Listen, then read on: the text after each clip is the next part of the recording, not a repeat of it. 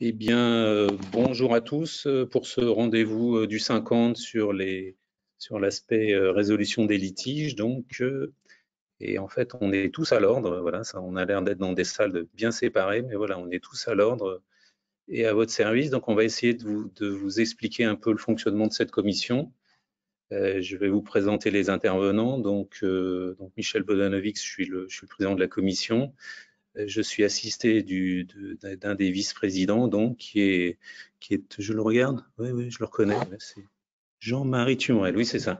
Jean-Marie Tumrel, qui est un arbitre émérite, voilà. Donc ensuite, nous avons nos deux permanentes, Aline Bonenfant et Kelly Gasparetto, voilà.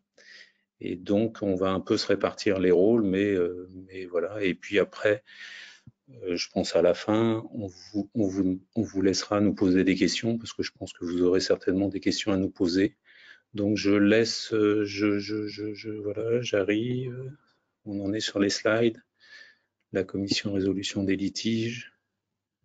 Voilà. Donc comment est-ce qu'est composée cette commission? Donc on a donc un président, 4 vice-présidents, 53 membres.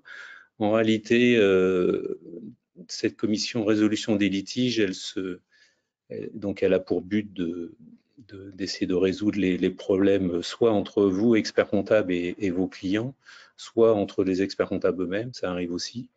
On a en réalité deux commissions qu'on a rassemblées d'ailleurs lors de la mandature précédente, puisqu'on avait une commission qui traitait plus des aspects déontologiques et une commission qui essayait de faire donc tout ce qui était conciliation et arbitrage. Donc là, on vous a mis quelques chiffres. Vous voyez que on a quand même pas mal de dossiers chaque année. Sur 2020, je vois qu'en manquement déontologique, on a traité 377 dossiers, que sur les conciliations et arbitrages, 270 dossiers. Alors, tous les dossiers n'arrivent pas jusqu'au bout des procédures de conciliation ou d'arbitrage parce que on a malgré tout un certain nombre de dossiers qui se résolvent avant. Mais voilà, donc c'était un petit peu vous brosser un panorama de cette commission. Et je crois que maintenant, c'est Kelly qui va vous présenter un peu le fonctionnement plus en détail. Non? Merci Michel. Bonjour à tous. Oui, alors la commission, en fait, à l'heure actuelle, est composée effectivement d'un président et de 4 vice-présidents qui s'alternent pour siéger lors des différentes commissions, puisque nous tenons effectivement 20 commissions par an. Donc cela fait environ 2 commissions par mois. Et à chaque commission est étudié 8 dossiers. Donc les dossiers qui sont traités directement par la commission résolution des litiges sont des dossiers qui portent sur des problématiques déontologiques. Donc à savoir, ça peut être comme les exemples, le détournement de clientèle, un problème de comportement de la part de l'expert comptable, une atteinte au devoir de confraternité, un droit de rétention abusif, voilà, tout type de cas qui portent atteinte au manquement déontologique. En revanche, à partir du moment où la demande porte sur un litige qui porte par exemple sur un litige d'honoraires et de droit de rétention, dans ce cas-là, le dossier va être orienté vers la procédure de conciliation ou la procédure d'arbitrage. Et ce type de procédure est différente puisque là, c'est un conciliateur ou un arbitre qui va être désigné par le président de l'ordre et c'est très encadré par différents règlements.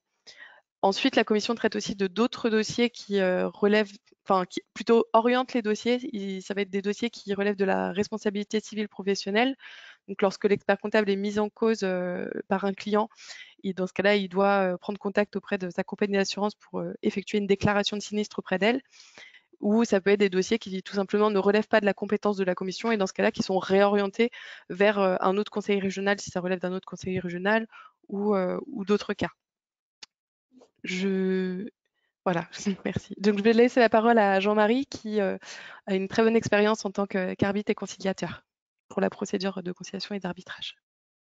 Merci Kelly. Alors effectivement, avant de démarrer sur ces deux procédures, je voulais dire aux participants que vous avez le moyen de poser des questions et qu'on essaiera d'y répondre au fil de l'eau. Ça rendra peut-être ce webinaire un peu plus convivial.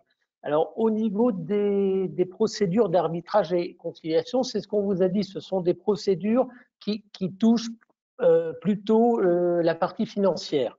Lorsqu'il y a un problème d'honoraires entre un client et son expert comptable et qu'on n'arrive pas à le régler, effectivement, il y a ou la procédure de conciliation ou la procédure d'arbitrage. La différence entre les deux, c'est que au sein de la procédure de conciliation, le conciliateur va recevoir les parties, va les écouter et va essayer de trouver avec eux, puisque ce sont les deux parties qui vont essayer de trouver une solution à leur problème.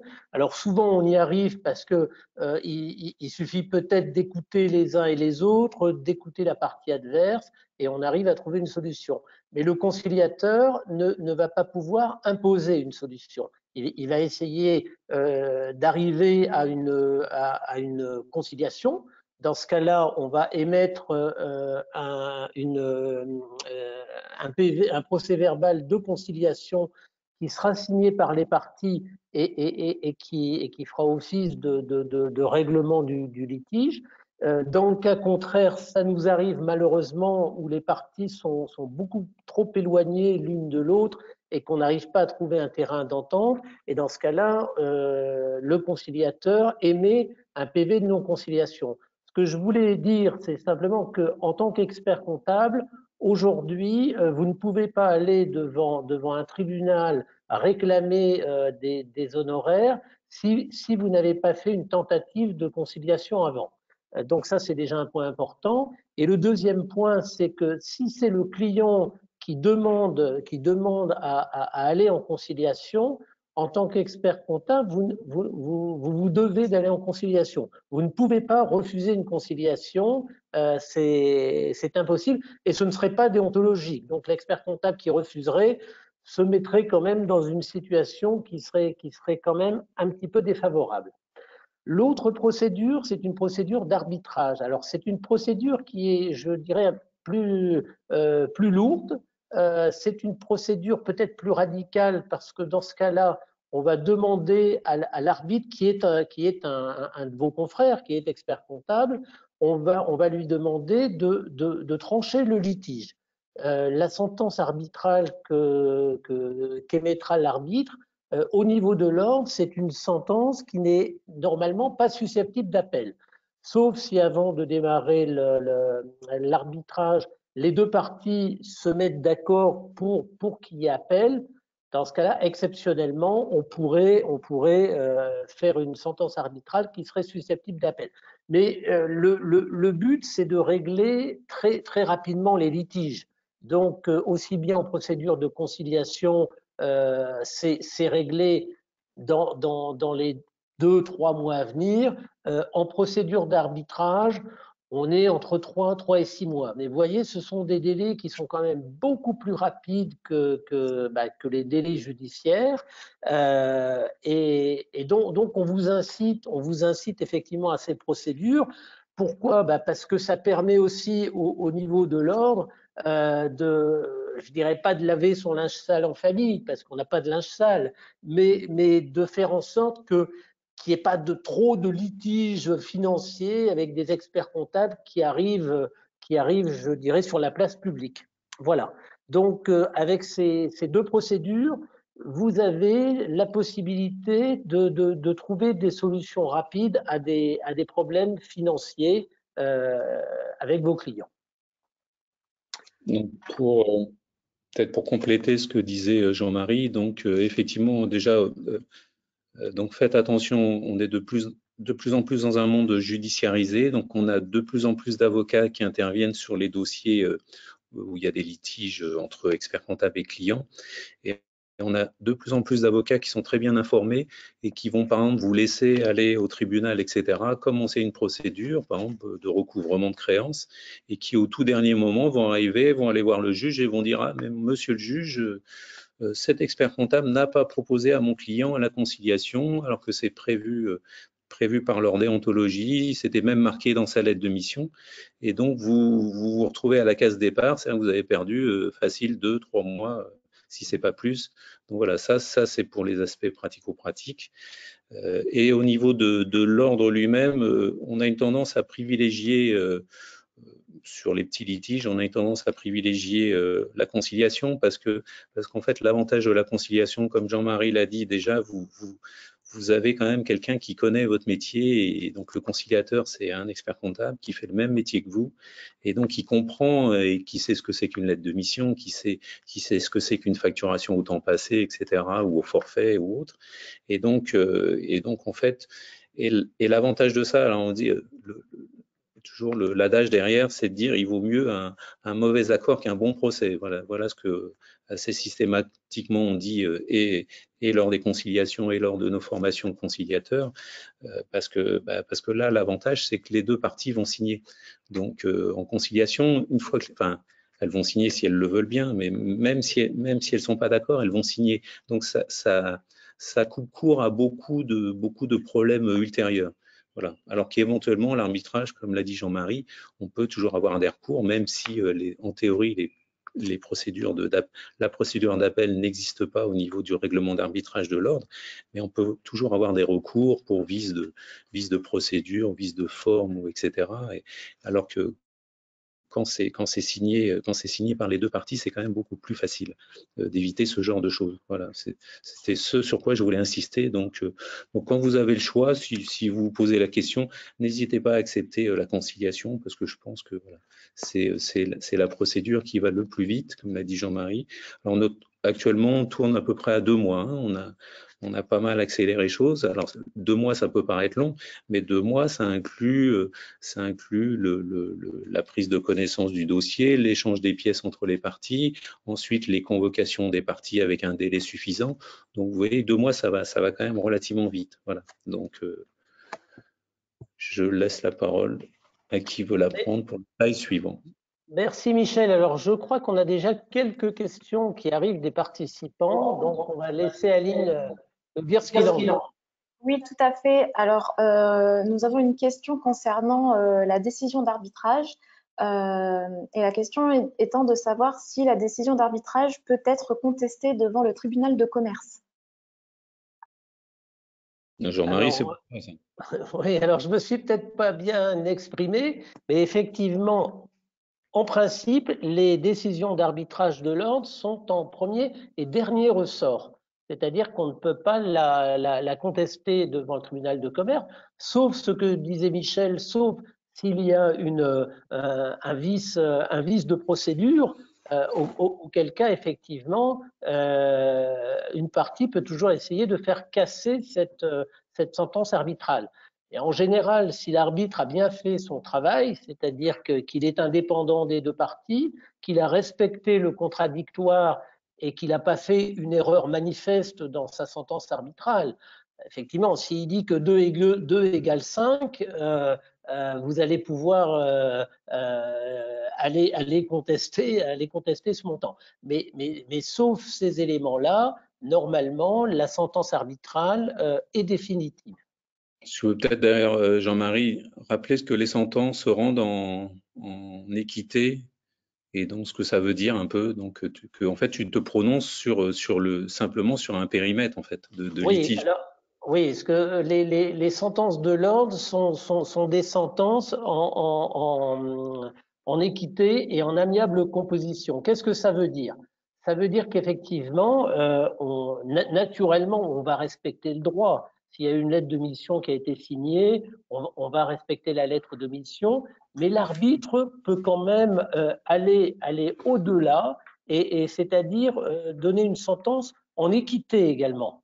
Voilà, donc si l'arbitre si l'arbitre estime que en droit vous aviez signé un document avec un forfait, mais qu'en réalité, par exemple, vous avez passé beaucoup plus de temps qui n'était pas prévu, qui n'a pas été complété, en équité, l'arbitre peut aller plus loin que le droit pur.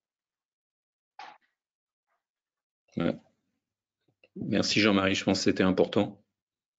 Nous avons une autre question. Alors, attendez que je reprends la question, qui est de savoir si la procédure de conciliation est de l'ordre de 4 000 €. Donc, il me semble que c'est sur le montant des honoraires en litige. Et de savoir qu'en est-il si le confrère refuse de payer sa part. dans l'hypothèse où les frais sont de 50-50. Je vois pas trop ce que. C'est-à-dire que Alors, si une des deux parties refuse de payer les frais Ouais. de conciliation, c'est ça? Pour un petit litige. Alors, je crois comprendre qu'il s'agit dans ce cas-là d'un litige entre experts comptables, si je comprends bien, dans le cadre d'une procédure d'arbitrage. C'est assez- alors, si- Alors, si c'est effectivement une procédure une procédure d'arbitrage entre deux experts comptables, on peut très bien imaginer qu'un expert comptable a cédé son cabinet à un autre expert comptable, qu'il y ait dans le contrat une clause compromissoire, c'est-à-dire une clause qui oblige, en cas de litige, à passer devant l'ordre et à aller en arbitrage.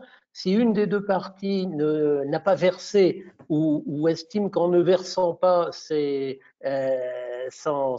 écho, il n'y aura pas d'arbitrage, elle se trompe parce que l'autre partie peut pertinemment avancer la partie que le deuxième expert comptable n'a pas avancée, et l'arbitre, au sein de sa sentence arbitrale, effectivement, pourra émettre dans sa sentence, émettre à la charge de la partie qui n'avait pas fait l'avance tout ou partie des frais d'arbitrage. Alors, généralement, on ne met que la quote-part qui lui impute, mais on pourrait imaginer que en cas de mauvaise foi d'une des deux parties, l'arbitre nommé estime que l'ensemble des frais de l'arbitrage sont imputables à une partie. Voyez. Donc ça ne peut pas bloquer, le démarrage de l'arbitrage. Est-ce que j'ai été clair? Ouais, moi je trouve très. Donc ça veut dire que c'est pas la peine d'essayer de financer. C'est ça que voulait dire Monsieur Tumrel? Absolument, absolument.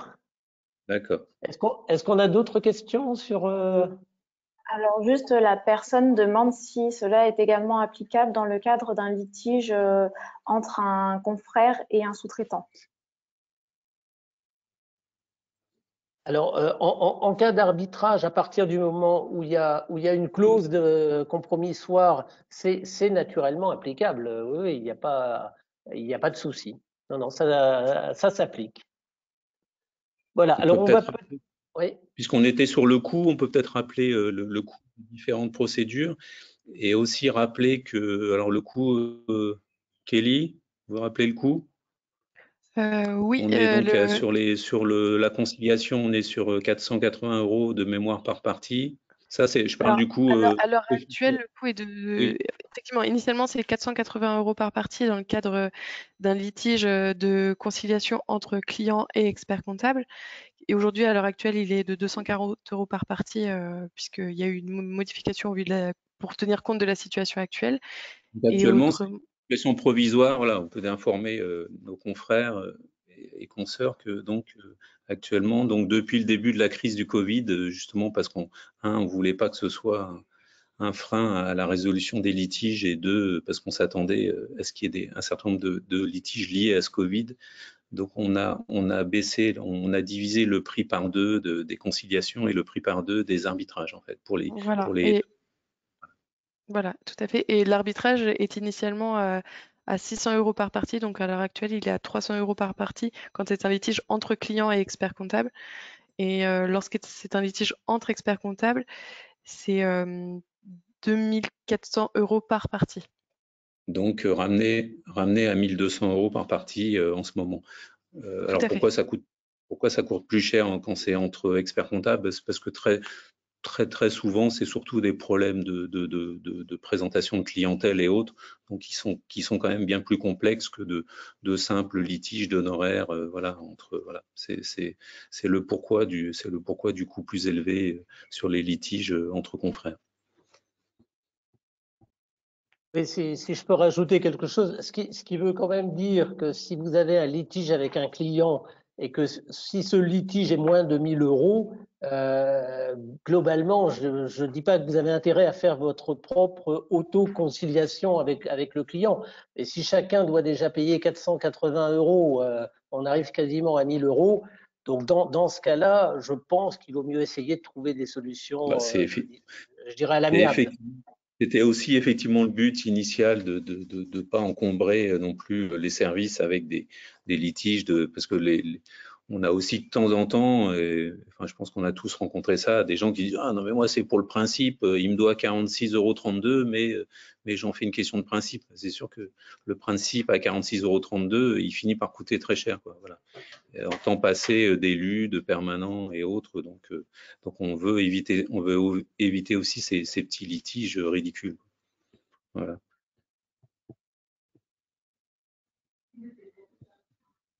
Donc, on continue. Bon, continue. Michel, à toi.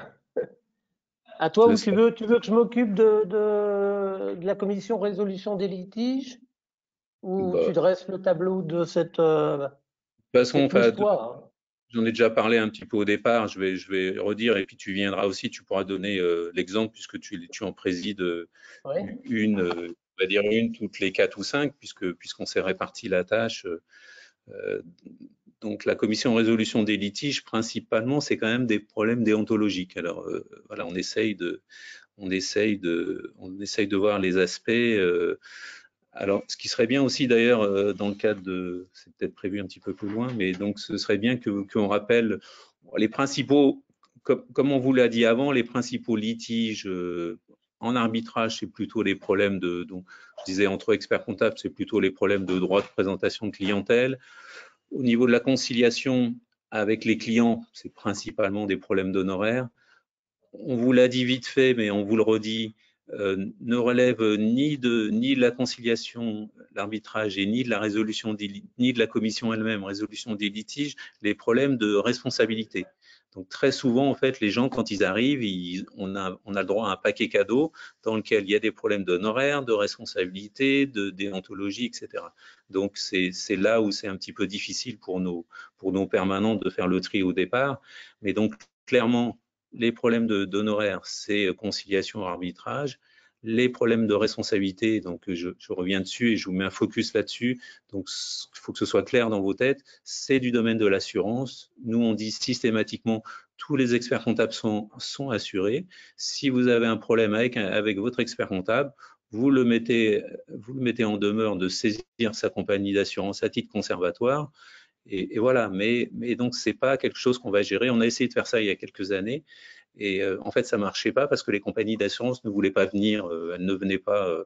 On aurait pu dire on traite aussi des problèmes de responsabilité, mais il aurait fallu que les compagnies d'assurance soient présentes, et elles ont leurs propres procédures, leurs propres experts. Donc je pense que voilà, donc on a préféré arrêter de traiter ces problèmes de responsabilité.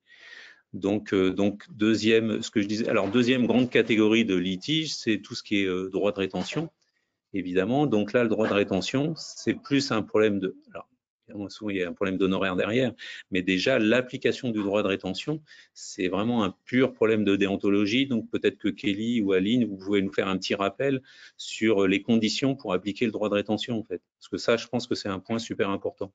Et après, Jean-Marie, je te laisserai nous expliquer comment se passe une commission de résolution des litiges. Voilà. On a un slide en plus, donc c'est formidable. Oui, bonjour à tous. Alors, donc concernant le droit de rétention, donc le premier principe, c'est qu'il faut que, en tant qu'expert comptable, vous soyez absolument sûr de votre créance. Et donc, il faut que vous ayez une créance qui est certaine, liquide et exigible. Que la rétention que vous effectuez porte sur des documents qui incorporent un travail de votre part ou de la part du cabinet. Donc, c'est-à-dire que vous ne pouvez pas retenir des documents qui appartiendraient au client. Vous ne pouvez pas retenir ses factures, par exemple. Et il faut qu'il existe un lien entre la nature des documents retenus et les honoraires pour lesquels vous demandez le règlement. Pardon, et les honoraires dont vous demandez le règlement. Donc, par exemple, il faut qu'il y ait une correspondance entre les années des documents retenus et les années des honoraires dont vous demandez le règlement. Et vous devez donc également avoir épuisé, avant de faire votre droit de rétention, avoir épuisé les voies de recours possibles.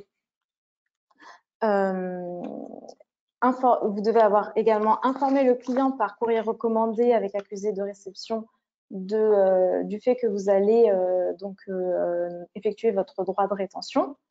Et vous devez également adresser un courrier au président de l'ordre du conseil régional pour l'informer que vous avez un litige portant sur les honoraires qui vous amène à exercer votre droit de rétention.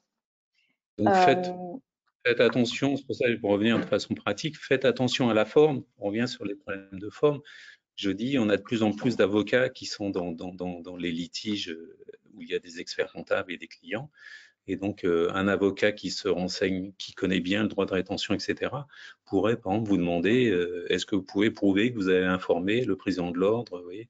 Et ça, c'est pour tout vous dire, c'est quand même pas. Est-ce qu'on peut dire que c'est souvent fait ou pas fait, Aline?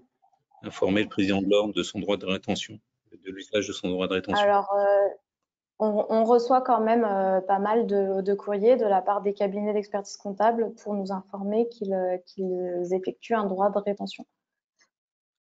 Et bah, tant mieux, donc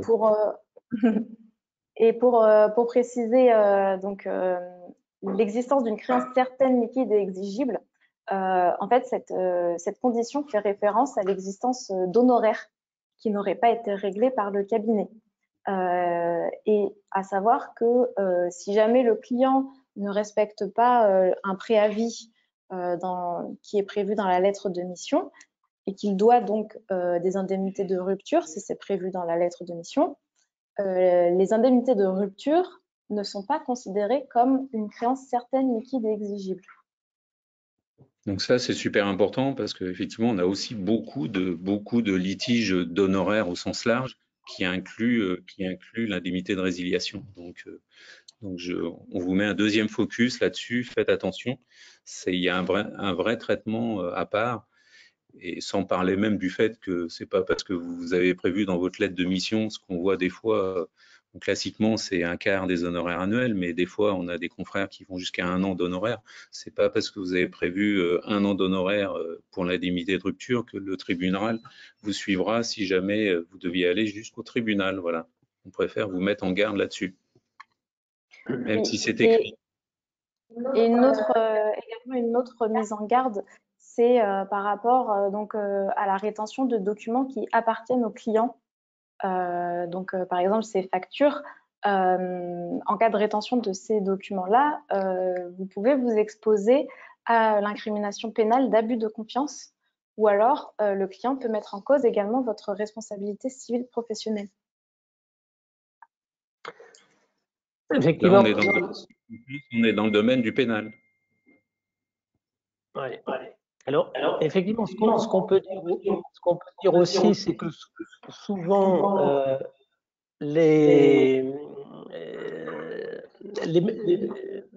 pardon, j'ai un écho dans mon.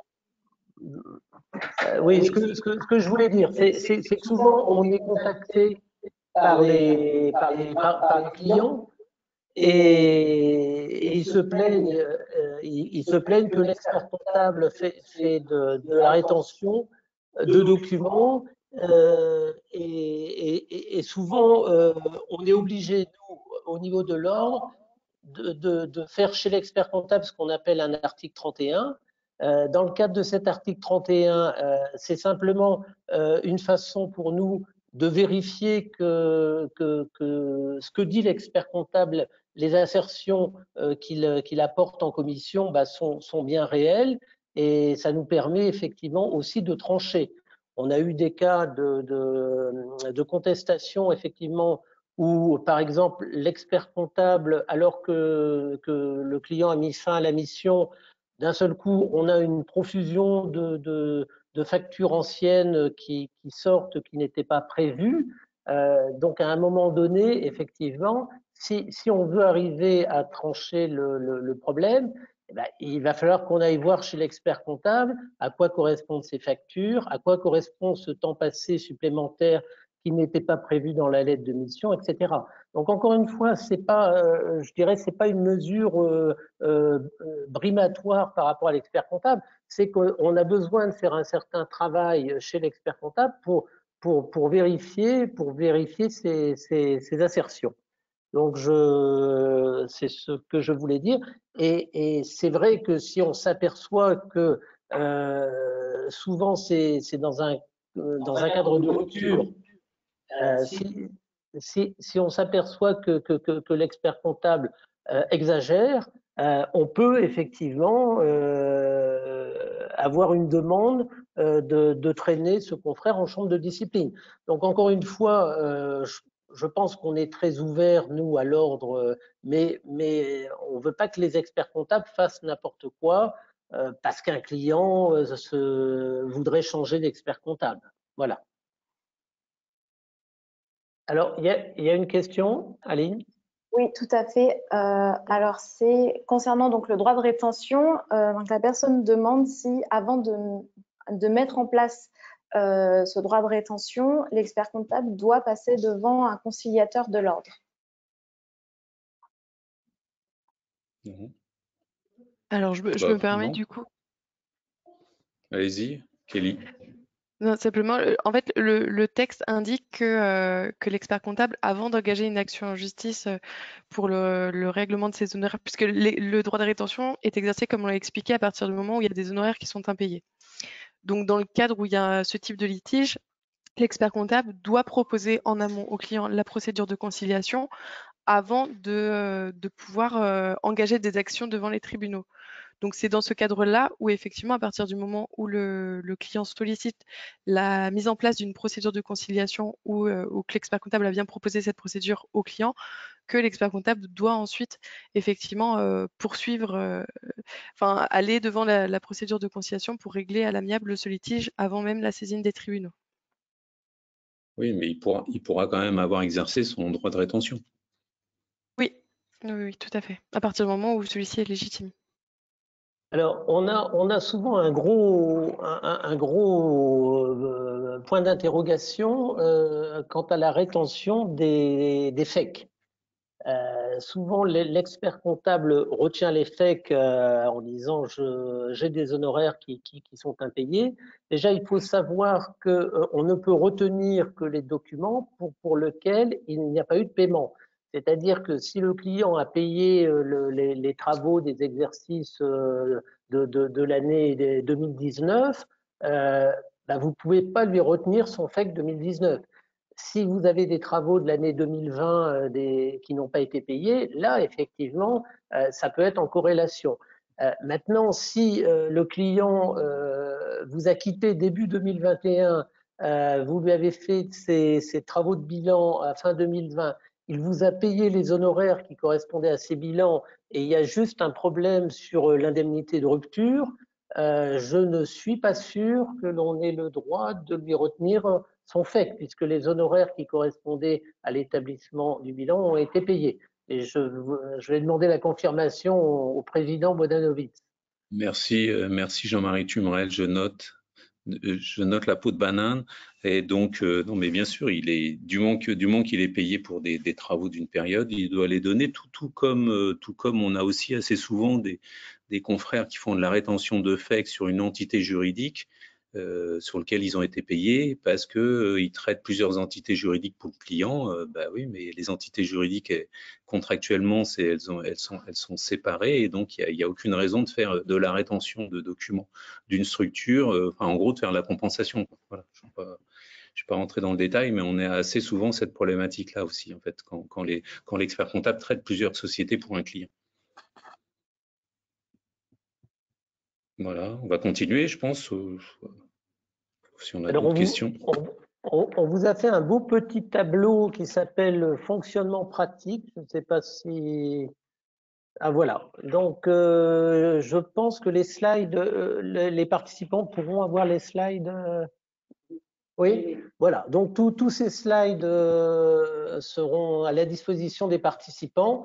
Donc, je pense que sur ce petit tableau de fonctionnement pratique, vous avez les deux fonctions, c'est-à-dire les premiers litiges plutôt financiers qui entraînent la conciliation et l'arbitrage, et puis les autres litiges qui sont plutôt des litiges déontologiques qui dépendent de la commission de résolution des litiges.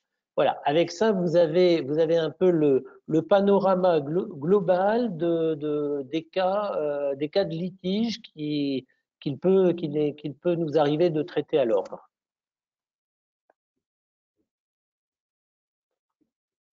Alors, je repasse la parole à Kelly pour tout ce qui est procédure dérogatoire ou procédure d'urgence. Oui, Ou c'est merci. Michel, je ne sais plus. Et en fait, effectivement, la question était de savoir s'il y avait une procédure dérogatoire en cas de dossier urgent, en fait, compte tenu de certains critères. Donc, à savoir, justement, par exemple, l'exercice manifestement abusif du droit de rétention en période fiscale, par exemple, ou lorsque le client est complètement bloqué parce qu'il ne peut pas demander les aides de l'État du fait de la rétention exercée par son expert comptable, ou encore lorsque l'expert comptable exige le paiement d'une indemnité de rupture, enfin exerce un droit de rétention pour non-paiement d'une indemnité de rupture, alors même qu'il n'y a pas de lettre de mission qui existe en fait. Parce que souvent, malheureusement, il y a des cabinets d'expertise comptable qui n'ont pas encore de lettre de mission avec tous leurs clients. Et ça, je rappelle que c'est vraiment très, très important. Et la commission, d'ailleurs, le rappelle à chaque séance, malheureusement, puisque les experts comptables ne mettent pas tous à jour cette lettre de mission. Or, elle est essentielle puisque c'est vraiment elle qui détermine les termes contractuels entre les parties. Donc, enfin, pour répondre à la question du coup de la mise en place d'une procédure dérogatoire pour les dossiers urgents, effectivement, il y a une procédure qui existe, qui est actuellement la médiation téléphonique qui peut se faire également en visioconférence. Elle est effectuée directement par le président de la commission ou par l'un des vice-présidents. Et je vais laisser la parole à Michel qui est déjà intervenu dans le cadre d'un dossier pour lequel il y avait eu des difficultés qui avaient été rencontrées, puisque... Enfin, je laisse la parole à Michel. Pardon. Je suis désolé, mais c'est un peu haché chez moi, donc je ne sais pas si c'est haché chez vous. Pourtant, je suis sur le même réseau que vous, donc oui, en fait, l'idée était de dire, je vous ai dit tout à l'heure, la conciliation, on arrive quand même, et en ayant accéléré les choses à peu près à 2 mois, et effectivement, des fois, je ne sais pas si les gens ont le lendemain ont un contrôle fiscal ou des choses comme ça, donc ça peut être quand même très problématique. Donc on a essayé, mais on reste dans l'ordre je dirais un peu plus de l'informel, puisque là on est par téléphone, etc.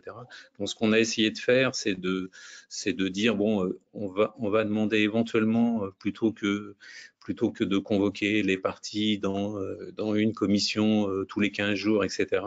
On va essayer de faire intervenir parfois. D'ailleurs, on se rend compte, on échange déjà assez souvent entre vice-présidents et on se rend compte que parfois c'est juste des problèmes, de communication, hein, et il nous arrive même de dire aux parties, ça fait ah oui, ça fait 2 mois que vous n'arrivez pas à vous parler, prenez chacun votre agenda, prenez un rendez-vous, et finalement le problème se résout comme ça, ce qui est quand même assez aberrant. Donc on s'est dit que peut-être en mettant en place une procédure informelle, téléphonique, avec un appel aux différentes parties, ça pourrait accélérer les choses. Donc voilà, donc on est en train de traiter de ce domaine-là. Effectivement, j'ai eu, mais bon, le problème c'est que c'est un peu long, j'ai eu un aller-retour à faire entre un client, un expert comptable et à nouveau le client, etc., pour accélérer les choses. Très souvent, c'est des simples problèmes de communication. C'est ça qui est terrible. Donc, même quand vous êtes en litige avec vos clients, hein, notre conseil, c'est continuer à communiquer avec eux, parce que ça n'a aucun sens. Aller devant l'ordre pour communiquer, je voudrais pas dire, mais c'est quand même compliquer beaucoup les choses pour pas grand-chose. Voilà. On va passer à la lettre de mission. Je crois qu'il y avait un truc sur la lettre de mission, non?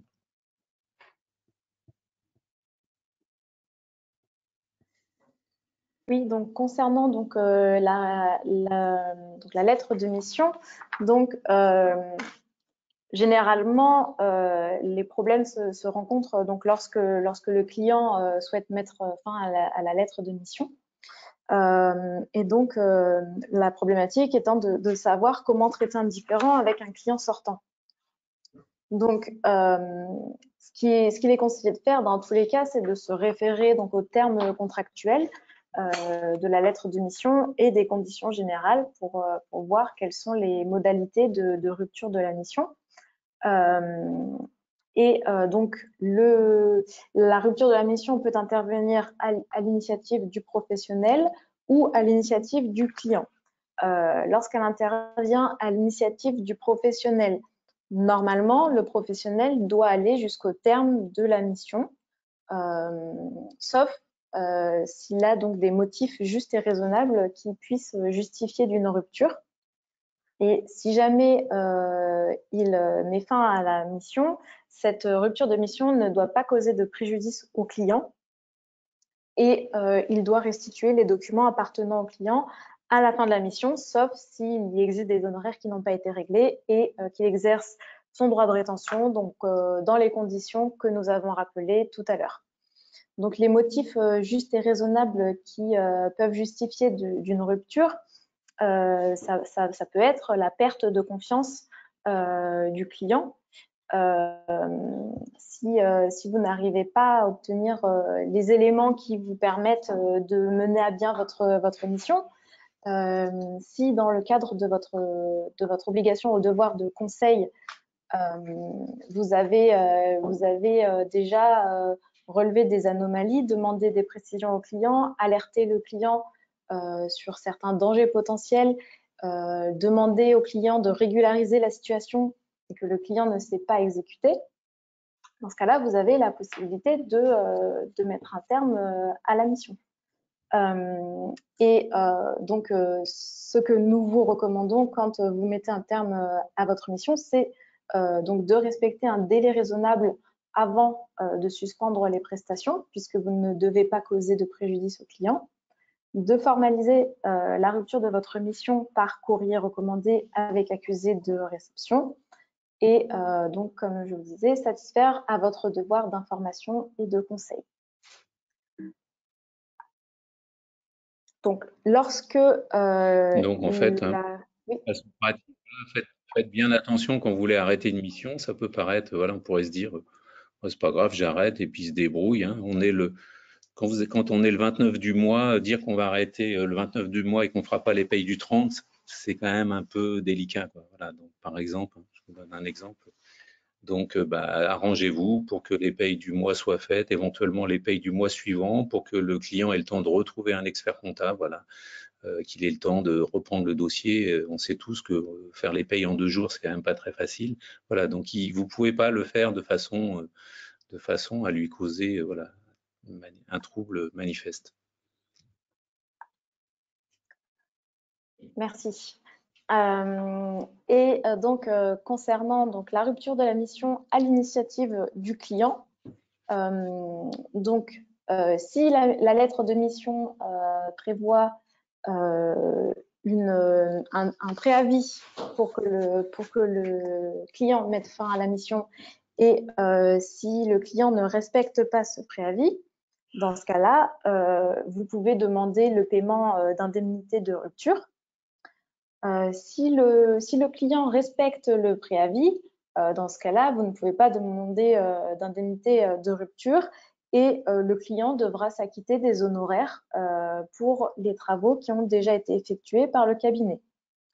En absence de clause pénale donc dans la lettre de mission, le client doit uniquement s'acquitter des honoraires dus pour les travaux déjà effectués. Et comme il existe donc le principe de la liberté contractuelle, le client ne peut pas être obligé de rester lié au professionnel jusqu'à la fin de l'année, et ce, même s'il ne respecte pas le préavis prévu dans la lettre de mission, puisque donc le principe est celui de la liberté du client. Donc, il faut faire attention à ça, en fait. Hein. On a vraiment beaucoup aussi de litiges qui tournent autour de ça. Donc, déjà même de base, on a beaucoup de litiges aussi de confrères qui disent « Ah, j'applique, oui, je sais que l'ordre a prévu une indemnité de 25% de résiliation, machin, j'applique l'indemnité de 25%, parce qu'en plus, il est parti et ça ne me fait pas plaisir qu'il soit parti, donc je vais l'emmerder, ce client. Sauf qu'il ne l'a jamais mis dans cette lettre de mission. Ça, je vous assure, c'est assez très courant. Où il l'a jamais mis, où il renvoie aux conditions générales de la profession, mais qu'il n'a jamais communiqué au client. et ben en fait, ça s'impose pas au client. C'est pas parce que vous décidez ou que la profession décide que ce serait bien que ça se passe comme ça que ça s'impose à vos clients. Donc, si vous voulez appliquer, après, on a beaucoup de confrères qui veulent pas appliquer, qui considèrent que nous, on échange régulièrement. Voilà, on a des confrères qui disent moi, le client, il veut partir, il part, etc.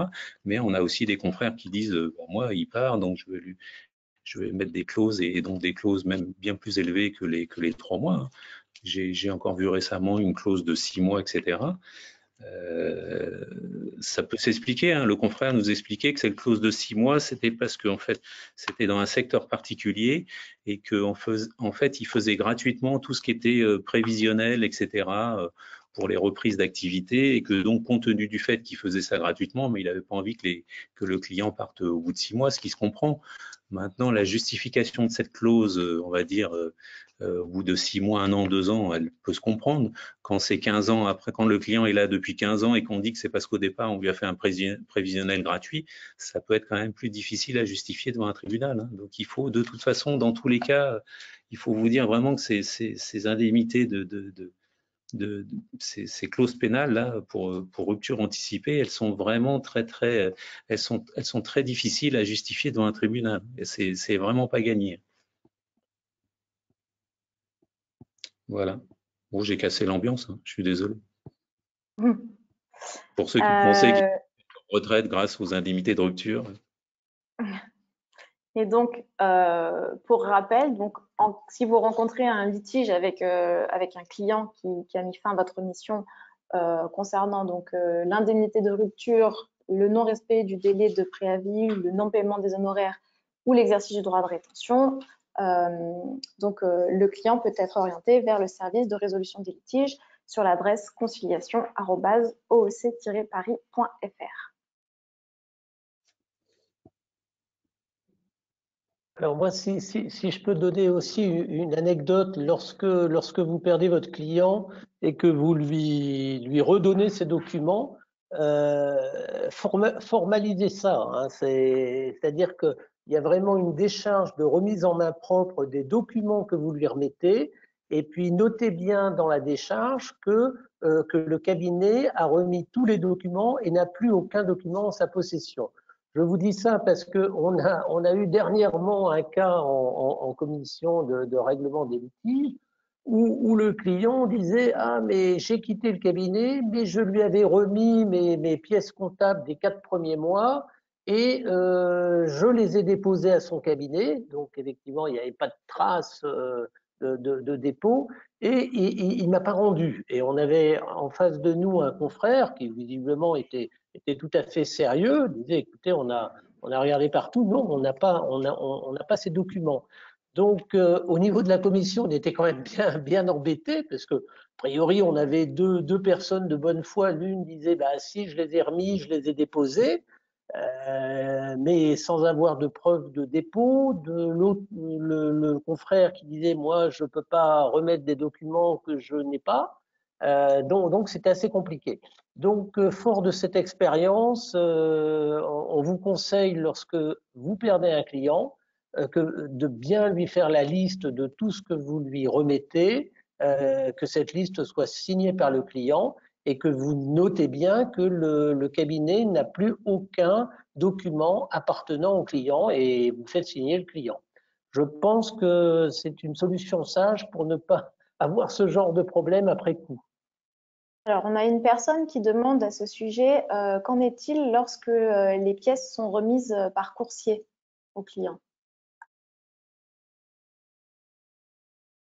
Alors, en fait, ce qui est important, c'est surtout d'avoir une preuve de la remise. Donc, il faut vraiment que le client signe une décharge pour indiquer qu'il a bien reçu les documents et que l'expert comptable est une preuve, enfin que vous ayez une preuve de cette remise. Parce que la difficulté, c'est qu'en cas de mise en cause de votre responsabilité, le client risque d'indiquer qu'il n'a jamais reçu les documents et il va falloir que vous puissiez démontrer que vous avez des éléments de preuve qui expliquent que vous avez effectivement bien remis ces documents au client.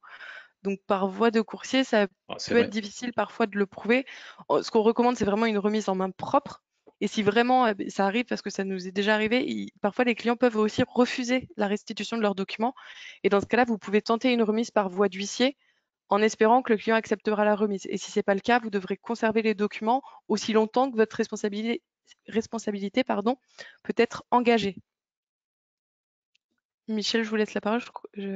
Non, mais je disais ça, effectivement, après, toute preuve ou commencement de preuve, mais effectivement, s'il faut sortir un bon de coursier comme quoi on a livré 5 kilos de papier à telle adresse, c'est vrai que bon, voilà, c'est un peu dommage, quoi. C'est un peu compliqué, un peu dommage. C'est mieux que d'avoir rien livré du tout. Hein, mais bon, voilà. Oui, tout à fait. C'est pour ça que c'est important de faire une liste des documents remis, même si c'est exactement. pas forcément agréable de la faire, mais au moins vous avez la preuve. Après, on peut se demander effectivement si le dossier part chez un confrère expert comptable, est-ce qu'on remet les pièces et les dossiers antérieurs au client, est-ce qu'on les remet à l'expert comptable? Je pense qu'il y a le problème du secret professionnel entre experts comptables. Alors, est-ce que c'est un secret professionnel partagé? Est-ce qu'il n'y a pas de secret professionnel partagé? Kelly, vous allez peut-être pouvoir nous éclairer sur ce point. Tout à fait, merci Jean-Marie. Effectivement, en fait, contrairement à ce que beaucoup d'entre vous pensent, il n'y a pas de secret professionnel partagé entre experts comptables. Donc attention sur ce point-là, la remise des documents ne doit pas se faire entre experts comptables. On sait qu'en pratique, certains d'entre vous le font, mais attention, parce que pour que le secret professionnel soit levé, il faut qu'il y ait un texte qui le prévoit. Et en cas de manquement, enfin, si jamais effectivement vous transmettez des informations qui sont couvertes par le secret professionnel à un tiers, donc même à un confrère, dans ce cas-là, vous risquez aussi des poursuites pénales pour avoir violé le secret professionnel. Donc vraiment, point de vigilance très important là-dessus. Simplement, sachez qu'effectivement, dans le cadre d'une transmission, enfin, lorsque le client souhaite que son dossier soit repris par un autre expert comptable, dans ce cas-là, il faut le remettre les documents au client contre signature d'une décharge, comme on l'a expliqué, et ce sera à charge pour le client de les remettre ensuite à son nouvel expert comptable. Quant au confrère, s'il vous demande par exemple pourquoi vous avez décidé de rompre la mission avec le client, vous ne pourrez pas lui expliquer en détail pourquoi vous avez décidé cela. Vous pourrez simplement lui indiquer que vous avez été contraint de mettre fin à la mission, par exemple. Donc, par ailleurs, ça va nous préparer les problèmes de transmission de dossier, mais aussi pareil, de façon pratico-pratique, dites-vous que si vous avez un litige avec ce client-là, il est très possible, et on a quand même quelques clients qui sont des spécialistes du litige à répétition on a quand même des clients qui changent d'expert comptable tous les ans. Hein. Et donc, vous pouvez avoir remis les documents à un confrère qui lui-même ensuite se retrouve en litige avec le client et qui décide de bloquer des documents et autres, et du coup que le client vous reproche d'avoir donné les documents à ce nouveau confrère. Vous voyez, c'est un truc de voilà. Donc moralité, donner les documents au client, après il en fait ce qu'il en veut. Alors on a une question justement donc sur la remise des documents. Donc la personne demande, est-ce que si le client autorise le confrère à partager l'intégralité des informations, cela annule le secret professionnel? Absolument pas. Comme je l'ai expliqué, il faut qu'il y ait un texte qui lève le secret professionnel. Donc le client n'est pas habilité à pouvoir vous délier du secret professionnel. Et c'est un point vraiment très très important. Alors, on a vu passer un truc récemment, en fait, il y a juste une chose que vous pouvez faire, c'est donner des informations qui ont un caractère public. C'est-à-dire qu'a priori, ne relèvent pas du secret professionnel. Par exemple, les comptes annuels qui sont déposés au greffe ne relèveront pas, puisqu'ils sont déposés, ils sont publics, ne relèveraient pas du secret professionnel. Comme quoi, on apprend des choses tous les jours, donc j'ai appris ça récemment. Voilà. Oui, tout à fait. Tout ce qui est du domaine public, le cabis, c'est pas du secret professionnel, puisque tout le monde peut demander un cabis. Voilà. Oui, tout à fait. Donc vous pouvez donner le cabis à votre confrère. Vous avez le droit de lui donner le cabis. Voilà. Pas la compta, mais le cabis, vous avez le droit. Alors, il y a une personne qui demande, qu'en est-il lorsque le confrère demande les FEC, les tableaux d'amortissement, les rapprochements bancaires TVA? Sauf à exercer le droit de rétention, vous devez transmettre effectivement au client les documents qui sont nécessaires à la reprise du dossier.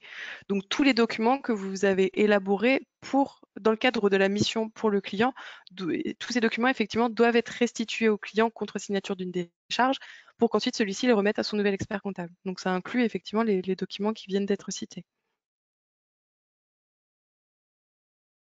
Juste un point sur lequel je veux quand même aussi attirer votre attention, parce qu'en commission des litiges, ça nous arrive pas très souvent, heureusement, mais ça nous arrive de temps en temps.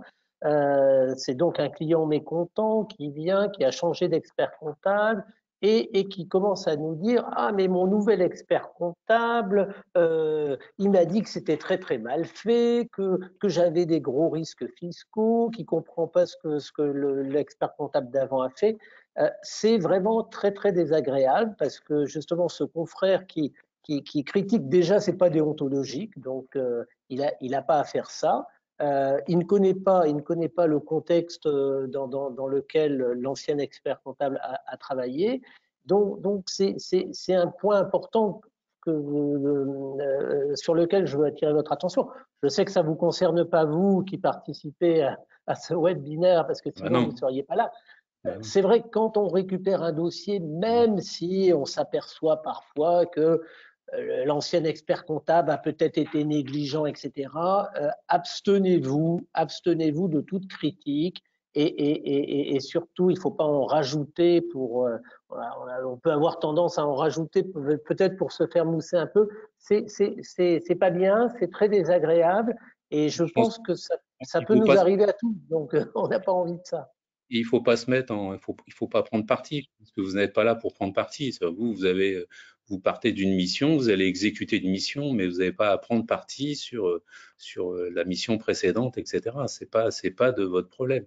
S'il y a un problème de responsabilité, comme on l'a dit tout à l'heure, c'est du domaine de l'assurance, mais c'est pas de votre domaine à vous. Tout à fait. Et surtout, pensez à orienter le client du coup vers nous, vers le service résolution des litiges à partir du moment où vous avez connaissance d'un litige entre le client et son ancien expert comptable. Car comme vous le savez, à partir du moment où vous reprenez un dossier, vous devez avertir votre confrère que vous allez intervenir sur le dossier et que vous êtes amené à reprendre ce dossier. Vous devez également vous enquérir auprès de lui afin de savoir si les honoraires restent dus ou sont contestés par le client. Puisque, comme vous le savez, en fait, les experts comptables ne peuvent pas intervenir sur une même mission, puisqu'il y aurait une superposition de missions dans ce cas-là. Donc, il faut vraiment bien respecter ces obligations-là. Et à partir du moment où le confrère vous informe qu'il y a effectivement un litige qui porte notamment sur le non-règlement de facture d'honoraires, vous devez en référer au président de l'ordre en lui adressant un courrier pour l'en informer et orienter le client vers nous. Oui, pardon. D'accord. Michel ? Ça, c'est vrai, mais en même temps, on a quand même beaucoup de confrères qui écrivent, quand vous reprenez un dossier, qui vous écrivent en disant non, je vous interdis de reprendre ce dossier, on me doit de l'argent. Ben, malheureusement, c'est pas qu'on veut être désagréable, mais malheureusement, vous pouvez pas empêcher le nouveau confrère de reprendre le dossier. Du moment qu'il vous a écrit, qu'il écrit au président de l'ordre, il a le droit de reprendre le dossier, même si vous n'êtes pas payé. En fait, tout ça, on est presque plus dans le domaine, je vais pas dire de la politesse, mais presque. Je pense qu'il faut tous. Là, vous voyez, on vous remet les textes, etc. Mais je pense que on a tous à gagner. On a tous à gagner, on va dire, à bien se comporter entre nous, parce que de toute façon, la situation par exemple, dont on va bénéficier aujourd'hui en reprenant un dossier, peut-être que demain on va la subir en perdant un dossier. Et donc de toute façon, le respect de règles de déontologie, déontologie, c'est pas un gros mot, hein. Donc le respect de règles de déontologie, c'est presque plus de respect de règles de politesse. Mettez-vous en contact avec le confrère précédent, parce que peut-être même qu'il va peut-être pas vouloir vous écrire des choses, qu'il va peut-être vous dire oralement. Et vous serez peut-être bien content d'apprendre certaines choses que le client, lui, il aura, on va dire, involontairement, hein, évidemment, il aura involontairement omis de vous préciser un certain nombre de choses. Voilà, donc mettez-vous en rapport avec le confrère précédent. Voilà, on a tous perdu des dossiers, on a tous gagné des dossiers. Ça ne nous empêche pas d'être, on va dire, ça nous empêche pas d'être en bonne intelligence et surtout ça nous protège tous. Je redis, si je dois faire un focus là-dessus, dites-vous que respecter ces règles, c'est vous protéger aussi, parce que la situation d'aujourd'hui qui vous est favorable, elle vous sera sans doute défavorable demain. Voilà. Et faites attention à ce que, c'est un peu aussi, c'est le principe du contradictoire, hein. C'est pour ça que dans la conciliation, dans l'arbitrage, on a du contradictoire. Faites attention à ce que peut vous dire un client, hein. Un client, des fois, ça peut être quand même intéressant d'entendre aussi ce qu'a à dire le confrère. Parce que c'est pas parce que le client qui vous dit et il a pas fait ceci, il a pas fait cela, il a mal fait ceci, il a mal fait cela, il m'a pas donné ceci, il m'a pas donné cela, bah ouais, mais enfin on lui a demandé 50 fois, il nous a jamais envoyé les trucs, etc., hein. Donc voilà, les deux sons de cloche, ça fait jamais de mal de les entendre en fait. Alors, sur la reprise de mission, on a une question par rapport donc, au fait que le président de l'ordre ne délivre pas d'autorisation pour entrer en fonction et le fait que l'expert comptable prédécesseur ne peut pas refuser que le nouvel expert comptable entre en fonction.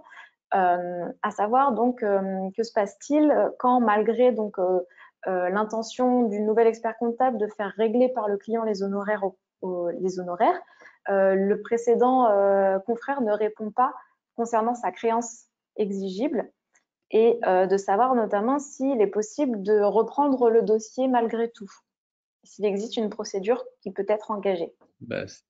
Alors, je me permets de prendre la parole. En fait, c'est ce que l'on recommande dans ce cas-là, c'est quand vous adressez le courrier au confrère pour l'informer de la reprise du dossier, c'est de lui mettre un délai indiquant que vous estimez qu'à partir de telle date, s'il ne vous a pas répondu, ça veut dire que rien ne s'oppose à votre entrée en fonction.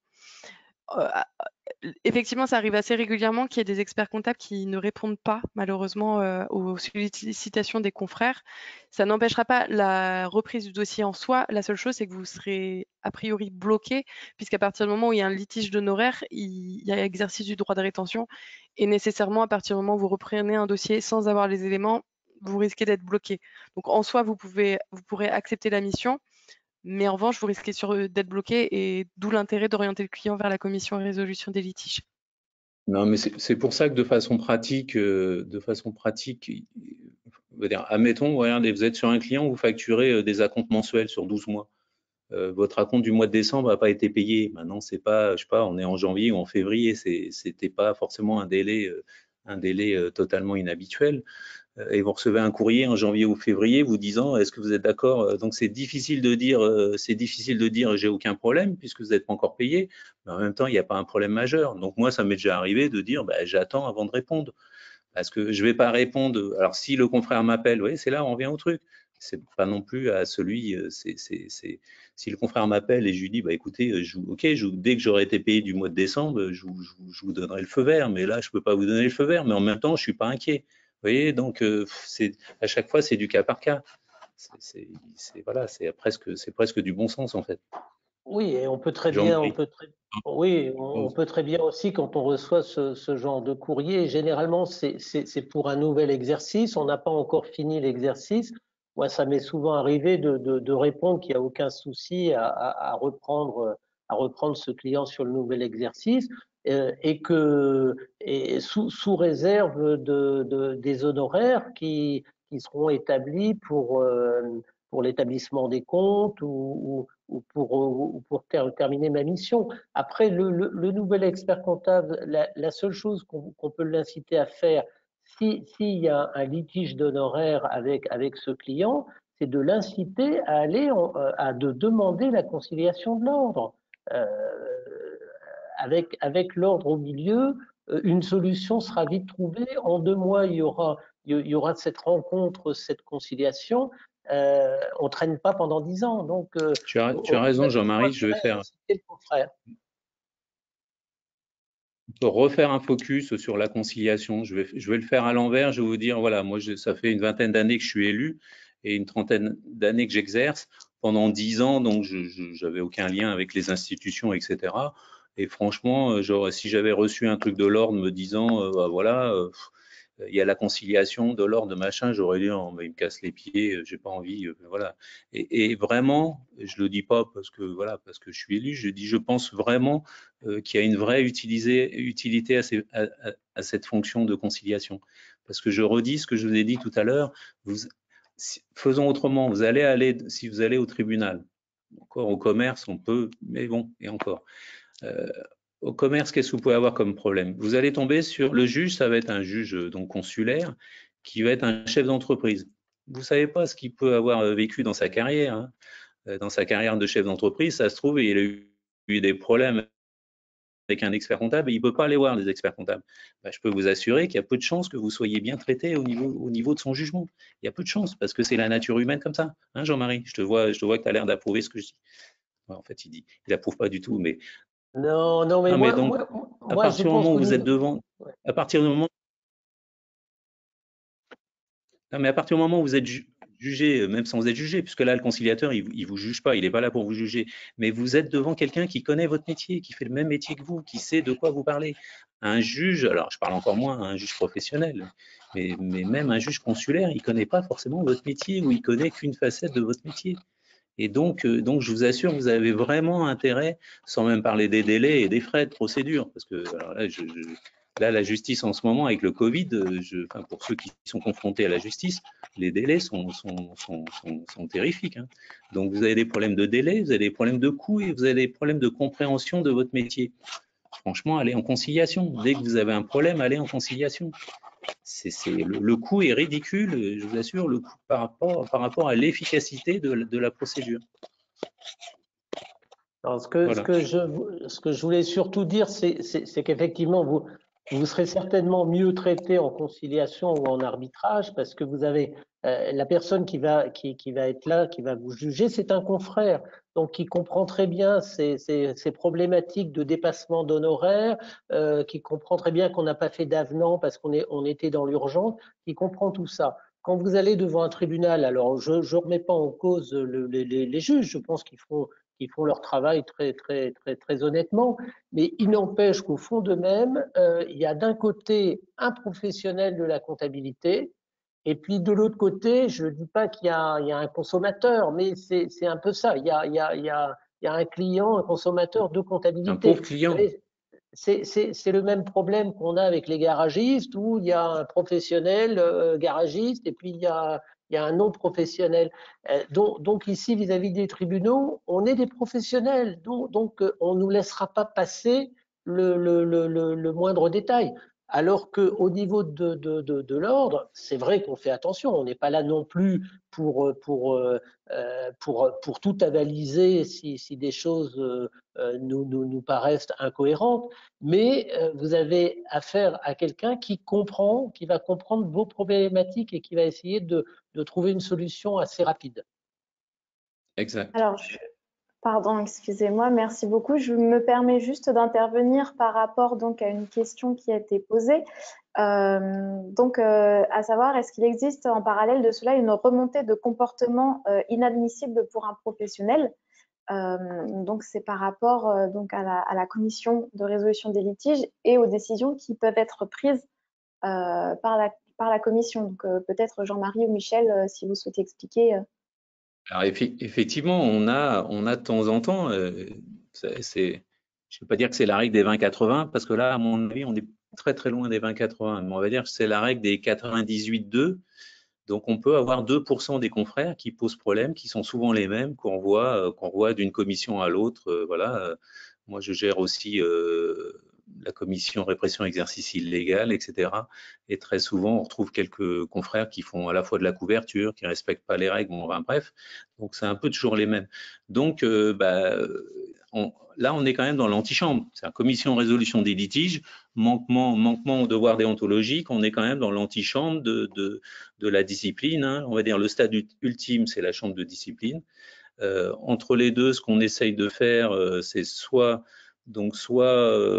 et là Jean-Marie va pouvoir nous en parler un petit peu. Donc soit on demande qu'il y ait un contrôle article 31 qui soit diligenté dans le cabinet de l'intéressé, soit on demande une convocation devant le président parce que par exemple on a des confrères qui répondent pas. Alors, je ne sais pas si ça vous paraît normal, mais on a des confrères à qui l'ordre écrit une fois, 2 fois, 3 fois et qui répondent pas. Alors ça nous interpelle de deux façons. Le premier cas où ça nous interpelle, c'est qu'on se dit, et on essaye de le faire d'abord comme ça, on se dit, oula, on a peut-être un confrère qui a un problème de santé ou un problème de burn-out ou de problèmes de travail, de surcharge, etc. Et donc, on a un comité, comment ça s'appelle, le comité solidaire, c'est ça, Kelly? Oui, comité ouais. Aline assistance aussi, vous confrère. confirmez? Et le comité solidaire, Donc, pardon. Et la commission assistance. Voilà, on a une commission assistance confrère et donc un comité solidaire qu'on a mis en place justement pour les cas comme ça. Et souvent, c'est des confrères, ils demandent rien. C'est justement, c'est des confrères qui ont des problèmes, demandent rien et ils ont tort. Parce que, on va dire, l'ordre n'est pas là juste pour encaisser des cotisations ou pour faire de la répression. On est là aussi pour essayer de trouver des solutions pour les confrères qui seraient en difficulté pour plein de raisons. Donc, on a mis en place un certain nombre de procédures. On a quelques confrères qui se spécialisent pour aller aider d'autres confrères. Donc, il ne faut pas hésiter. Voilà, il ne faut pas se dire, ce que c'est ça, ce qui est dommage, c'est que j'ai presque envie de dire que plus les gens sont honnêtes, etc., plus ils ont un fonctionnement normal et plus ils ont honte quand ils ont des problèmes. Donc non, il faut surtout pas, voilà, vous n'avez pas à avoir honte. On a mis en place des procédures pour aider les gens. Elles sont anonymes. On va pas aller crier ça sur les toits. Donc il faut pas hésiter à solliciter l'ordre, même aussi quand ça va pas bien. Après, on a une autre catégorie dans ceux qui nous répondent pas, c'est ceux qui sont j'en sais rien, des nonchalants notoires ou des problématiques notoires. Et quelque part, on va pas leur faire de cadeau. Donc, Jean-Marie, tu nous dis un petit truc sur l'article 31? Oui, effectivement. Alors, on a parfois des cas je dirais, qui nous choquent un peu, de confrères qui réagissent peut-être avec une désinvolture qui nous surprennent.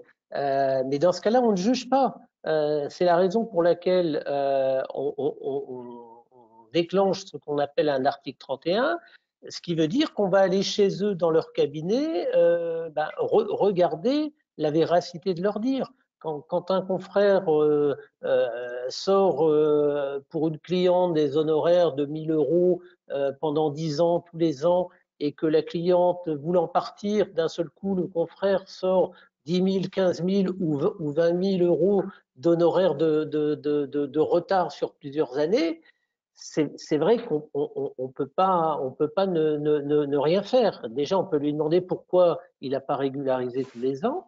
Et dans ce cas-là, on lui dit, on va venir voir confrère chez vous, à quoi correspondent tous ces honoraires de retard que vous facturez parce que la personne vous dit qu'elle part.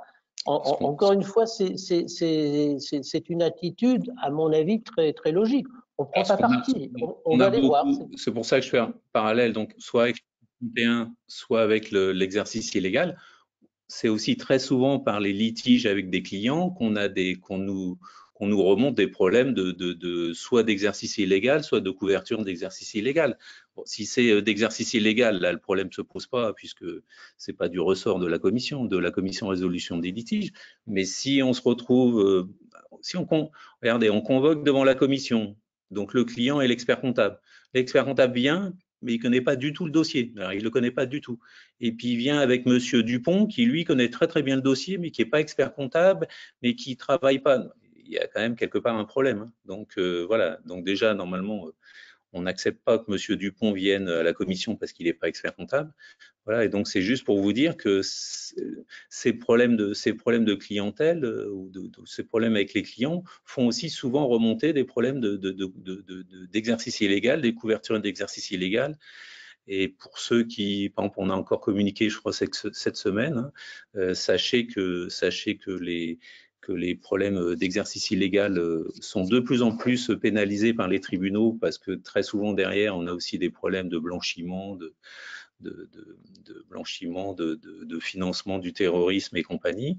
Et puis sachez aussi, là je le dis pas pour ceux qui nous écoutent, parce que comme dit Jean-Marie, ceux qui suivent ces séminaires sont forcément des très bons confrères, mais on a aussi très souvent maintenant des condamnations plus élevées pour le confrère qui couvre l'illégal. C'est-à-dire que, comme disait Jean-Marie, c'est le sachant, c'est l'expert comptable. L'illégal, il aura beau jeu de dire, monsieur le juge, mais moi, vous savez, on m'avait dit que j'avais le droit de travailler avec un expert comptable. Voilà, donc de toute façon, il ne faut pas se faire d'illusions. À l'arrivée, c'est l'expert comptable qui prendra le plus cher, en fait. Et de plus en plus, ce sera de plus en plus comme ça. Voilà. Donc tous ces problèmes-là, donc voilà. Michel, en commission des litiges, on a aussi souvent des problèmes de détournement de clientèle entre experts comptables, un expert comptable qui a perdu ou un salarié ou un stagiaire qui part chez quelqu'un d'autre, les clients suivent. Est-ce que tu peux nous en parler un peu? Parce que je pense que c'est un point qui intéresse beaucoup les confrères.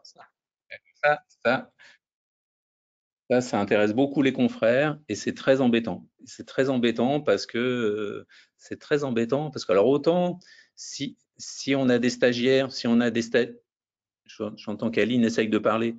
Donc non, elle essaye pas, c'est bon. Donc si on a un problème avec un stagiaire, voilà, ou avec un expert comptable inscrit, par exemple, qui était salarié, mais qui était donc expert comptable salarié, mais inscrit à l'ordre, qui change de boutique, etc. On a encore un moyen de pression. On peut vérifier effectivement s'il n'y a pas un détournement, etc. Mais quand vous êtes dans le domaine et c'est arrivé il y a quelques années à un élu, voilà, dans un domaine bien particulier, enfin un type de mission bien particulier, c'est très compliqué parce que c'est en fait du ressort des prud'hommes, c'est plus du ressort de l'ordre. Donc je vous invite tous, experts comptables, à être très très vigilants avec, je dirais que alors qu'est-ce qui peut être fait juridiquement? C'est donc un contrat avec une clause de non-concurrence ou une clause de protection de clientèle. Mais pour qu'elle soit valable, je vois que Aline opine du chef, pour qu'elle soit valable, il faut encore la payer. Une clause de protection de clientèle ou clause de non-concurrence, si vous la payez pas, hein, comme dirait, j'allais dire, on va te laver les pieds, mais bon, donc c'est à peu près de cet ordre-là. C'est-à-dire que si vous avez prévu la clause dans le contrat, mais que vous l'avez pas payée au moment du solde de tout compte, bah, voilà, il va pas se passer grand-chose. Et j'ai envie de dire que, alors vous allez dire, bah, il est sympa l'ordre, mais que la meilleure protection, c'est quand même que nous, les experts comptables, on continue à nous occuper de nos clients. C'est-à-dire que si effectivement, on a eu le cas une fois aussi, il y a un bon moment déjà, mais on avait un expert comptable qui avait 2 bureaux et qui s'occupait, donc 2 bureaux qui étaient à l'opposé, un à l'est de Paris, l'autre à l'ouest de Paris. Et donc le bureau de l'est de Paris, il s'en occupait pas du tout. Et il avait un salarié donc qui était non expert comptable, et voilà. Et le jour où le salarié non expert comptable est parti dans un autre cabinet, ben, une grande partie des clients l'ont suivi. J'ai envie de dire, c'est presque dans la nature humaine, hein. Et honnêtement, l'ordre là-dessus, alors là pour le coup, donc je vois qu'on nous a mis un peu plus de détails sur tout ce qui est concurrence déloyale, etc. Donc, je dis pas qu'il n'y a rien à faire et je dis pas que vous pouvez rien faire, mais je dis que ce sera très très compliqué si on n'arrive pas à démontrer que par exemple le nouvel expert comptable on va dire, a été complice de manœuvres frauduleuses pour récupérer les clients de l'ancien cabinet, etc. Donc, moi, je vous invite à être extrêmement vigilant sur le suivi de vos clientèles et sur de garder la relation client. Jean-Marie a toujours gardé la relation client, lui. C'est le truc qu'il a jamais lâché, hein. Jean-Marie, la relation client, c'est un truc. Ah, c'est très très important la relation client. Mais je crois, Michel, qu'on fait quand même une différence entre un ancien stagiaire et un ancien collaborateur. Je crois que vis-à-vis de l'ancien stagiaire, on demande quand même à ce qu'il y ait. Ah non, mais évidemment. Non, mais je disais par rapport à son maître de stage. Oui, bien sûr. Mais j'ai dit si c'est un stagiaire, un confrère, on a évidemment des voies de recours au niveau de l'ordre. Mais là, je parlais des salariés, purs salariés, le collaborateur salarié qui n'a aucun lien avec l'ordre. Et on en a beaucoup de litiges comme ça. Et donc, c'est extrêmement compliqué. Donc, on vous invite à être vraiment vigilant. Mais c'est pas optimiste comme conclusion. Donc, faut que vous trouviez une conclusion un peu plus optimiste. Par contre, effectivement, si vous avez un ancien stagiaire expert comptable qui devient expert comptable, qui s'installe et qui vous détourne la moitié de votre clientèle, là, je pense qu'au niveau de l'ordre, on aura des moyens, plus alors, pour en finir, voilà, le stade ultime de tout ça, c'est quand même donc la chambre de discipline. Donc la chambre de discipline, Alors, ça peut ne pas faire peur, etc. Mais ça pose, par rapport à tout ce qu'on a vu avant, là, vous voyez, on était encore dans la confraternité. On est dans des commissions, on est avec des conciliateurs ou avec des confrères qui siègent, et éventuellement même quand vous êtes convoqué devant le président, même quand il y a un article 31 dans votre cabinet, tout ça, c'est encore entre confrères. Donc, on va dire, on est encore entre soi. La chambre de discipline, elle est présidée par un juge, comment on dit, un magistrat en fait, donc un juge professionnel. Et donc là, l'ordre ne fait que, je dirais, ne fait que l'administration de la chambre des disciplines. Mais là, ça échappe totalement. Et donc, quand on vous dit attention, vraiment, si vous continuez comme ça, on va envoyer votre dossier en chambre de discipline, c'est pour vous dire, c'est pas de la rigolade. C'est, à mon avis, ça peut être très très préjudiciable. Et c'est dommage, mais c'est comme ça. Il faut aussi que l'ordre ait un pouvoir régalien et pas seulement, voilà, et pas seulement confraternel. Merci Michel. Je crois qu'Aline a encore quelques questions qui viennent des participants. Alors, Encore des questions? Non? Plus de questions? Allez, 5 minutes de questions. Aline. Alors, c'était pas des questions, mais c'était pour vous présenter quand même les autres types de manquements que peut être amenée à connaître la commission de résolution des litiges. Alors, il peut s'agir de manquements qui sont liés à l'indépendance et au conflit d'intérêts. Sachant que donc, en tant qu'expert comptable, vous devez d'être indépendant et d'être en dehors de toute suspicion de conflit d'intérêts. Donc, les liens d'ordre financier, professionnel ou personnel pourraient être interprétés comme constituant une entrave à votre intégrité ou à votre objectivité professionnelle. Sachant que donc l'indépendance, on a pour coutume de dire qu'il s'agit d'une disposition d'esprit du professionnel et que l'indépendance, c'est votre capacité à dire non. C'est-à-dire qu'à partir du moment où vous rendez compte que dans un dossier, vous n'arrivez plus à dire non à votre client quand cela est nécessaire, dans ce cas-là, il faut vous interroger sur votre indépendance et sur le maintien de votre mission. Et ça, c'est effectivement, c'est un luxe. En fait. Moi, je pense que voilà, c'est un luxe qu'on a dans cette profession de pouvoir dire non. Et donc, il faut tout faire pour rester dans cette situation quand vous êtes expert comptable. Alors, on va dire, c'est facile à dire. Voilà, et des fois, on sait aussi qu'il y a des confrères qui ont des difficultés financières et autres. Mais vraiment, quoi. Dites-vous que certainement la plus grande richesse d'une profession libérale, ou de notre profession libérale, c'est cette capacité à rester indépendant. Donc, il n'y a pas de seuil, hein. Je sais que souvent les gens demandent, est-ce que vous pouvez avoir un client qui représente 30% de votre chiffre d'affaires et que vous soyez indépendant vis-à-vis de lui. Voilà, c'est pas parce qu'il représente 30% de votre chiffre d'affaires, donc il n'y a pas de seuil. Et puis, vous pouvez avoir un client qui représente que 10% du chiffre d'affaires, mais que si vous êtes déjà en train de perdre de l'argent, si vous perdez, je ne vais pas vous expliquer le problème des frais fixes et autres, même en perdant 10% de votre chiffre d'affaires, d'un coup, ça va vous mettre dans le rouge.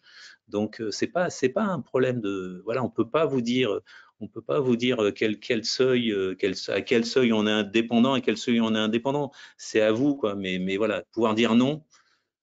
Jean-Marie, il aurait dit pouvoir dire merde à un client. Non, tu n'aurais pas dit ça, Jean-Marie. Non, jamais il aurait dit ça. Non, je reste poli, je reste poli quand même. Non, et puis après, bon, effectivement, on a tous parmi notre clientèle, même des clients qui sont devenus des amis. Alors, si à partir du moment où les clients deviennent des amis, on est obligé de ne plus les garder en tant que clients, ce sera un gros problème.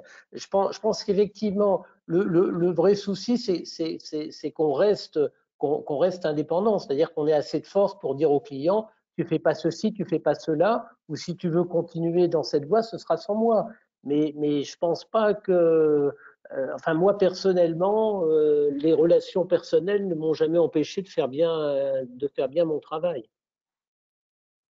Voilà, et pour rebondir sur cette indépendance et le conflit d'intérêts, donc par exemple, la commission a eu à connaître des dossiers dans lesquels l'expert comptable refusait, par exemple, de transmettre les documents à l'un des co-gérants de la société cliente. Donc, c'est-à-dire qu'il prenait parti pour l'un des deux co-gérants. Effectivement. Donc là, Oui, il est plus effectivement, indépendant, non pas vis-à-vis de la c'est pas- société, mais vis-à-vis d'un des dirigeants. Oui, puis c'est pas professionnel. À partir du moment où une société a deux co-gérants, vous ne pouvez pas dire je donne les éléments à l'un et je les donne pas à l'autre. Ici, vous faites vraiment une faute professionnelle. Si le gérant vous réclame des éléments, il est en droit de vous les réclamer. Donc dans ce cas-là, ne prenez pas parti. Sinon, on va vous reprocher votre manque d'indépendance, effectivement.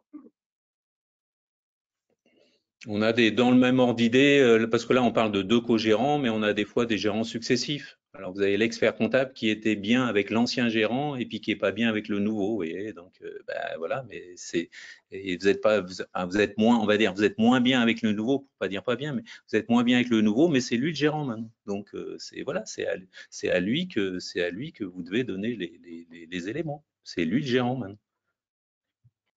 Et par ailleurs, pour compléter, la commission a aussi eu à connaître des cas pour lesquels en fait l'expert comptable avait pour client sa conjointe, sauf qu'il y a eu une procédure de divorce et du coup l'expert comptable s'est retrouvé dans une situation très compliquée C'est puisqu'il compliqué. avait effectivement un problème d'indépendance dans le dossier. Donc et ça malheureusement ça arrive très souvent et comme grand nombre de personnes le sait, les procédures de divorce engendrent beaucoup d'autres procédures, dont d'ailleurs parfois des procédures disciplinaires. Donc attention sur ce point. Ouais. Donc, faites très attention. Voilà. Et ne couchez pas Écoutez, avec vos quoi, il est clients. 29? Alors, je pense qu'Aline a encore La fin. parler du point de couverture d'exercice illégal qui peut nous arriver également en commission de règlement des litiges, Aline. Alors, merci Jean-Marie. C'est plutôt pour préciser, puisqu'on a déjà un petit peu abordé ce point tout à l'heure, sur la couverture d'exercice illégal. Les points de vigilance, c'est que vous, en tant qu'expert comptable, vous devez connaître vos clients et conserver une supervision réelle et effective sur les salariés comptables, afin que ce ne soit pas un salarié qui maîtrise totalement la clientèle sans que vous n'ayez de supervision derrière. Et en cas de sous-traitance, l'ordre n'admet la sous-traitance qu'entre membres de l'ordre.